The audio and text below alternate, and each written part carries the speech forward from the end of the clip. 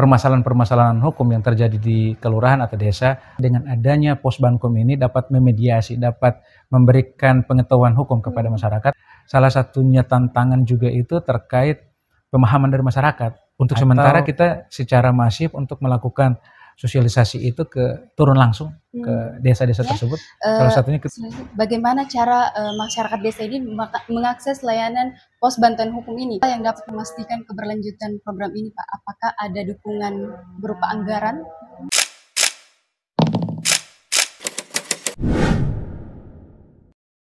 Assalamualaikum warahmatullahi wabarakatuh. Selamat siang. Senang sekali saya Ilma Yusni dapat menemani Anda dalam 20 menit ke depan dalam podcast Sarkaras, sharing-sharing bersama Kendari Satecom. Hari ini kita sudah berada di kantor Kementerian Hukum dan Hak Asasi Manusia dan sudah ditemani oleh narasumber kita yang luar biasa, yakni Bapak Chandra. Ya Bapak, selaku Kepala Divisi Peraturan Perundang-undangan dan Pembinaan Hukum. Baik, selamat siang Pak. Siang Mbak. Baik, bagaimana kabarnya Pak? Alhamdulillah. Alhamdulillah baik. Baik Bapak, mungkin sebelumnya sebelum kita lanjut ke sharing session, di sini saya ingin Bapak mungkin bisa memperkenalkan diri, backgroundnya mungkin Bapak, supaya bisa lebih kenal lagi. Baik. Bismillahirrahmanirrahim. Saya Chandra Friandi Ahmad dari Kantor Wilayah Kementerian Hukum Sulawesi Tenggara, yang sebenarnya di tahun lalu Kementerian Hukum dan HAM berdasarkan SK Menteri yang telah dilantik oleh Bapak Presiden itu telah bertransformasi menjadi 4 kementerian. Salah satunya Kementerian Hukum, Kementerian Hak Asasi Manusia, Kementerian Imigrasi dan Pemasyarakatan, dan 1 Kementerian Koordinator Hukum, HAM, Imigrasi dan Pemasyarakatan. Dengan adanya transformasi tersebut, sebelumnya pelayanan di kantor wilayah Kementerian Hukum dan HAM itu terdiri dari pelayanan hukum, HAM, imigrasi, dan pemasyarakatan. Dengan bertransformasinya Kementerian Hukum, HAM menjadi 3 kementerian tadi, maka di Sulawesi Tenggara sudah ada 3 kantor wilayah, yaitu kantor wilayah Kementerian Hukum, kantor wilayah Ditjen Pemasyarakatan, dan kantor wilayah Ditjen Imigrasi. Untuk kantor wilayah HAM, Hak Asasi Manusia sendiri, itu masih berinduk di Provinsi Sulawesi Selatan. Seperti itu.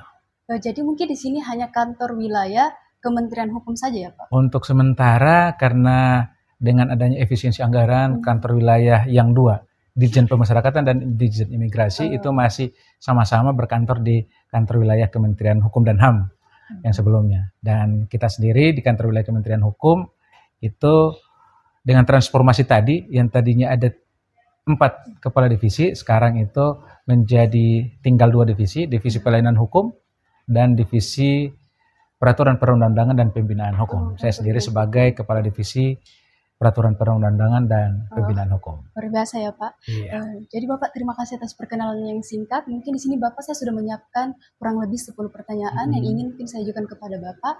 Mungkin langsung saja Bapak, pertanyaan pertama terkait program yang baru-baru saja kita lihat bersama di artikel online, bahwasanya Kementerian Hukum ini sudah mengadakan pos bantuan hukum ya Bapak, yang akan direalisasikan mungkin di kelurahan atau desa.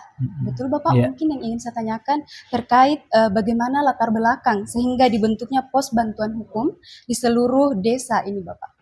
Baik, jadi sebenarnya pembentukan pos bantuan hukum di desa dan kelurahan itu adalah salah satu dari program Unit Eselon 1 Kementerian Hukum, Badan Pembinaan Hukum Nasional, yang antara lain adalah pelatihan paralegal, kemudian ada pembentukan pos bantuan hukum, ada kejuaraan Paralegal Justice Award, itu kontestasi tahunan, yang tahun ini sudah berubah nama menjadi Pacemaker, tetap PJA juga, tapi cuman singkatan Paralegal diganti dengan Pacemaker Justice Award di tahun 2025 ini. Kemudian ada program tahunan pembentukan pengukuhan desa sadar hukum dan kelompok sadar hukum. Dari keseluruhan program tersebut, harapannya pembentukan pos pelayanan bantuan hukum atau pos bankum di desa dan kelurahan tersebut untuk meminimalisir permasalahan-permasalahan hukum yang terjadi di kelurahan atau desa, untuk dapat dilakukan mediasi, konsultasi, dan pembinaan secara lebih dekat dengan masyarakat, yakni dibentuk di desa ataupun kelurahan seperti itu. Jadi baik Pak, latar belakangnya mungkin agar hukum ini bisa lebih dekat lagi kepada masyarakat desa. Seperti itu. Berdasarkan Undang-Undang Nomor 16 tahun 2011, itu dasar pembentukan Posbankum yang dengan undang-undang itu adalah dibentuknya bantuan hukum. Jadi sebenarnya historinya itu ada organisasi bantuan hukum yang pembiayaan untuk proses terkait penanganan kasus itu dilakukan oleh organisasi bantuan hukum yang dibentuk dan terakreditasi oleh Badan Pembinaan Hukum Nasional. Dari OBH tersebut dibentuklah pos-pos bantuan hukum yang ada di desa dan kelurahan. Itu sebenarnya karena tidak semua kabupaten kota itu ada OBH-nya tadi. Jadi makanya untuk mendekatkan pelayanan bantuan hukum tersebut kepada masyarakat dibentuklah pos-pos bantuan hukum yang ada di desa dan kelurahan. Seperti itu. Untuk memastikan kembali nih Pak, nah yang saya baca di artikel ini merupakan program prioritas ya Pak? Iya. Program prioritas 2025 dan menurut saya ini adalah program yang luar biasa tentunya dan akan kami dukung bersama-sama. Dan kalau begitu Bapak, pertanyaan keduanya, seberapa besar presentasi kebutuhan masyarakat, terkhusus masyarakat desa, terhadap pelayanan pos bantuan hukum ini Bapak? Sebenarnya terkait kebutuhan, ya, Pak. Kalau masyarakat yang saat ini sudah sangat heterogen terkait permasalahan-permasalahan yang terjadi, ini adalah kebutuhan yang menjadi kebutuhan dasar masyarakat untuk memperoleh pengetahuan hukum, keadilan, serta masalah-masalah yang dapat dikonsultasikan langsung dengan paralegal tersebut. Jadi harapannya dengan adanya Posbankum, adanya pelatihan paralegal ini, animo masyarakat yang tadinya masalah kecil, yang tadinya punya masalah KDRT ataupun ada masalah susila yang terjadi di desa, yang sering sulit terungkap karena adanya kekeluargaan dan lain sebagainya, dan ketidaktahuan masyarakat itu sendiri terhadap proses hukum yang harus dijalani. Makanya dengan adanya Posbankum ini dapat memediasi, dapat memberikan pengetahuan hukum kepada masyarakat untuk dapat mengambil langkah-langkah untuk mengamankan aset ataupun hak-hak hukumnya sebagai masyarakat itu sendiri. Jadi biasanya masyarakat begitu ada masalah kecil, masalah sedikit langsung lapor ke polisi yang akan berimbas pada proses peradilan yang lumayan lama. Dengan adanya Posbankum, masalah-masalah kecil, masalah keluarga itu dapat dimediasi dan dapat diselesaikan secara musyawarah dan mufakat di kelurahan atau desa yang telah dibentuk pos bantuan hukum tadi, seperti itu. Baik Bapak, jika halnya demikian, lantas apa saja tantangan Bapak yang paling sering dihadapi oleh masyarakat desa terkhususnya mungkin daerah kita Sulawesi Tenggara ini? Tantangan terkait pembentukan Posbankum itu ada beberapa hal yang menjadi tantangan kita bersama. Yang pertama terkait adanya di Sulawesi Tenggara sendiri ada desa atau kelurahan yang masih masuk dalam kategori 3T, desa tertinggal, terluar, terpencil, betul, itu kan yang masih banyak dengan banyaknya daerah kepulauan yang ada di Provinsi Sulawesi Tenggara, dan itu merupakan tantangan kita sendiri. Makanya kita secara masif bersama para penyuluh hukum, para fungsional analis hukum dan perancang, kita terus melakukan sosialisasi ke masyarakat untuk dapat memberikan pemahaman kepada masyarakat terkait program-program yang kita laksanakan. Salah satunya tantangan juga itu terkait pemahaman dari masyarakat atau kepedulian masyarakat untuk tahu bahwa ini adalah hak hukumnya yang harus dijamin oleh undang-undang. Jadi biasanya masyarakat begitu bermasalah lebih banyak diam karena ketidaktahuan dari masyarakat itu sendiri untuk memprosesnya di mana, langkah-langkah yang akan diambil seperti apa. Dan yang terakhir, karena adanya daerah 3T tadi, akses internet, akses untuk komunikasi yang masih sangat sulit, yang menjadi salah satu kendala selain infrastruktur dukungan dari aparat pemerintah sendiri untuk pelaksanaan kegiatan tersebut. Bapak, Mungkin pertanyaan selanjutnya Pak, mungkin bisa dijelaskan terkait skema pembentukan pos bantuan hukum ini, apakah memiliki mitra kerjasama Bapak? Mungkin untuk organisasi hukum tertentu atau mungkin masyarakat sipil gitu. Jadi program dari Badan Pembinaan Hukum Nasional antara lain terkait Posbankum dan Desa Sadar Hukum itu sebenarnya dari tingkat pusat. Kementerian Hukum telah bekerja sama atau telah ada MOU-nya dengan Kemendagri, Kementerian Desa Tertinggal, dan Mahkamah Agung.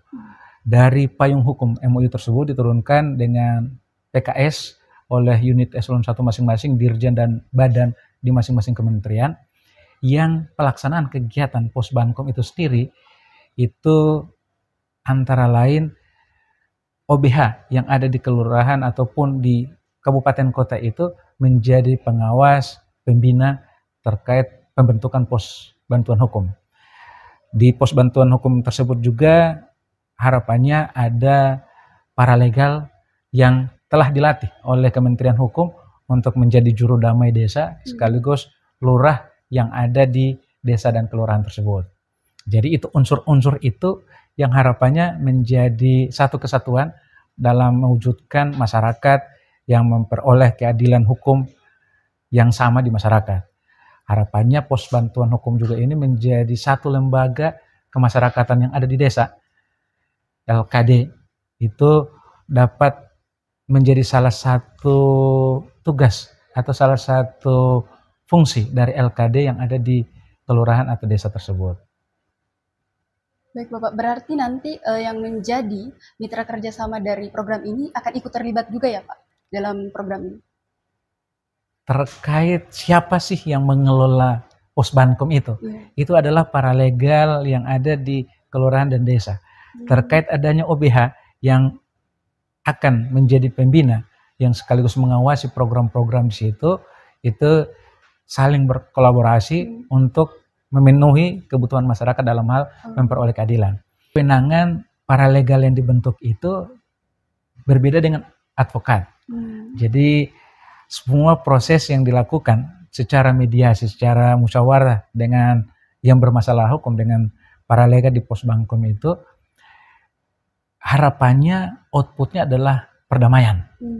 Tapi kalaupun tetap ada yang akan dilanjutkan, kita juga ada program selanjutnya yang pendanaan dari Badan Pembinaan Hukum Nasional itu ke OBH bagi warga yang kurang mampu untuk berperkara, bermasalah masalah kasus hukum, itu dapat meminta bantuan OBH yang ada di Posbankum itu untuk dapat didampingi dan diproses masalah hukumnya sampai ke ingkrah di pengadilan, seperti itu. Baik Bapak.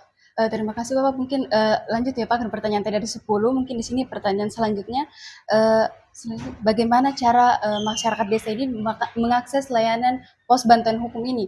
Seperti yang Bapak tadi sampaikan, mungkin di pelosok-pelosok desa masih ada desa yang memiliki 3T tadi Pak. Bagaimana cara mengakses layanan tersebut Pak? Yang pertama, kita secara masif dengan menggunakan media sosial, dengan brosur dan leaflet yang kita edarkan. Sekaligus kami terus berkoordinasi dengan Dinas Pemerintahan Desa untuk dapat mensosialisasikan program-program kita. Itu yang pertama. Yang kedua, ke depan kita juga akan mencoba membuat satu inovasi dalam rangka menjangkau masyarakat-masyarakat desa yang kurang tersentuh atau memiliki akses kepada kita. Untuk sementara kita secara masif untuk melakukan sosialisasi itu turun langsung ke desa-desa tersebut. Salah satunya kemarin kita turun sosialisasi ke 6 kabupaten kota, dan insya Allah hari ini kita juga akan menuju 3 kabupaten kota yang ada di Sulawesi Tenggara ini untuk mensosialisasikan itu. Mengenai akses yang akan kita lakukan, kita akan membuat WA group untuk sebagai sarana komunikasi, sarana mediasi, ataupun pertanyaan-pertanyaan yang muncul di masyarakat yang akan coba kita jawab, kita coba selesaikan secara hukum lewat media sosial tersebut. Baik Bapak. Terkait tadi Pak yang dinyatakan bahwasanya sudah melakukan sosialisasi sebanyak 6 desa ya Pak? 6 kabupaten kota. Nah kalau boleh tahu Pak, 6 kabupaten kota ini apa-apa saja Pak yang ada? Yang di dua minggu kemarin itu kami sudah jalan ke Konawe Selatan, Kabupaten Bombana, Kabupaten Konawe, Kolaka Timur, Koltim, dengan Kolaka, dengan Kota Kendari sendiri. Jadi ada 6. Jadi sudah ada 6 kabupaten kota ya Pak. Yang alhamdulillah sampai sekarang pos Bankum itu sudah terbentuk, ada 15 pos Bankum dengan sudah ada 3 lurah atau kepala desa yang mendaftar untuk keikutsertaan dalam pacemaker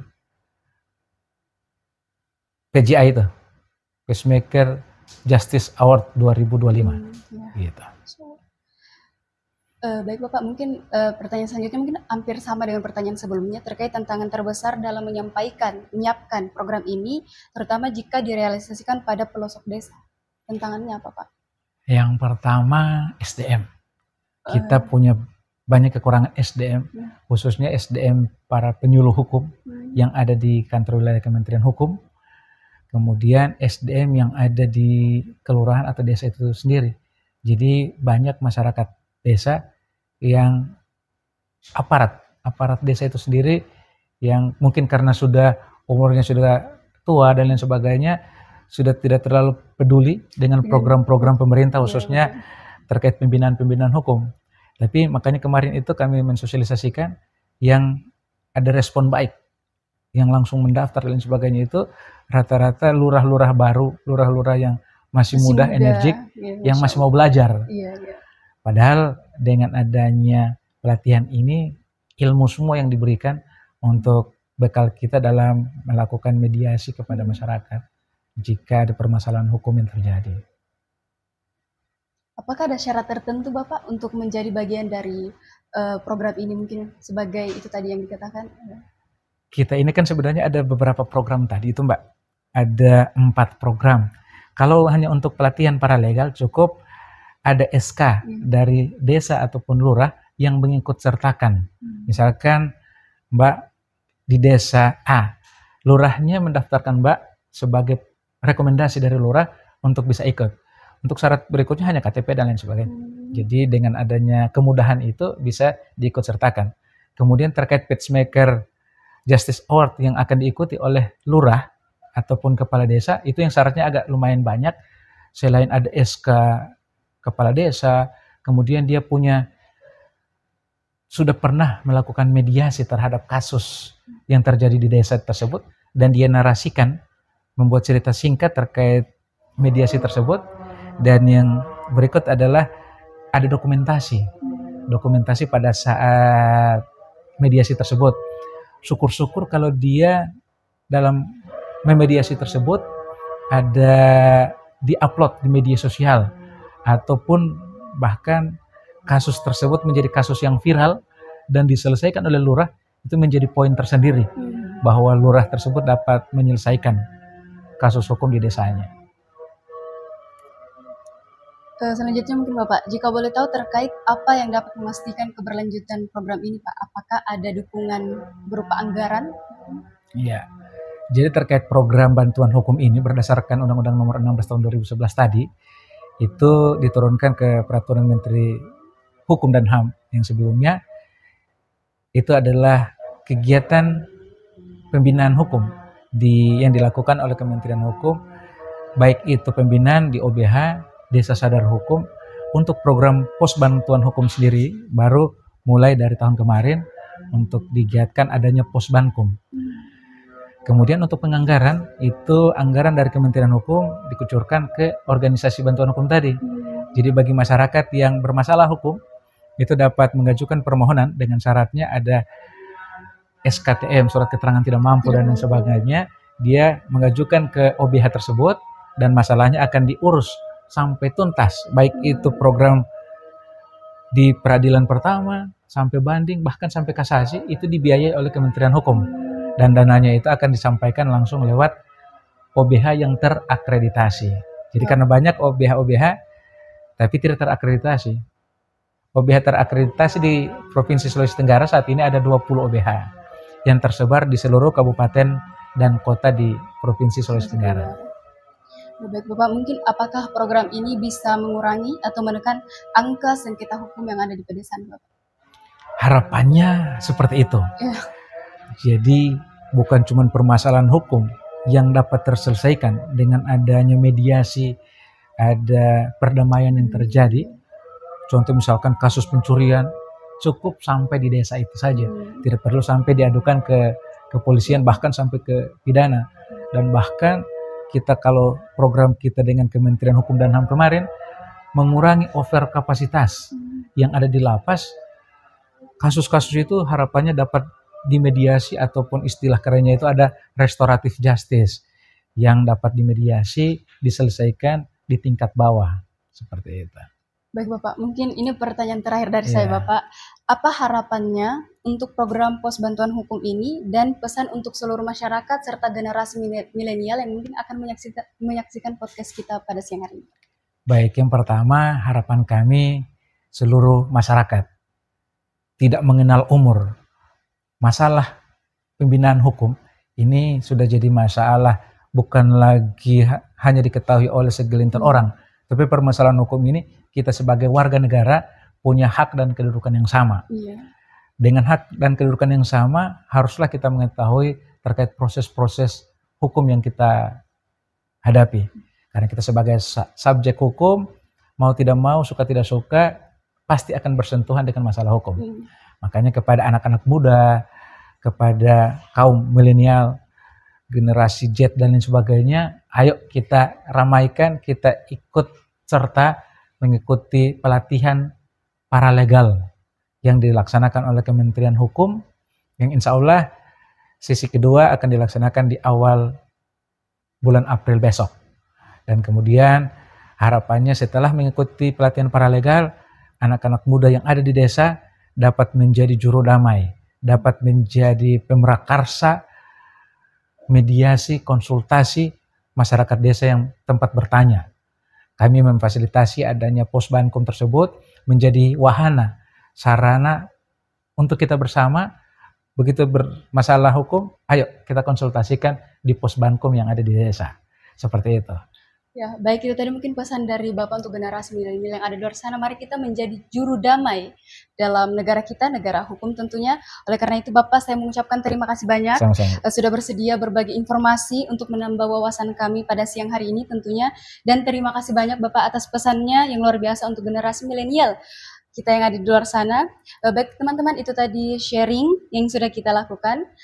Dan terima kasih untuk seluruh pendengar setia kami. Buat teman-teman, jangan lupa terus saksikan dan terus nonton podcast Kendari Satukom kapanpun dan dimanapun Anda berada.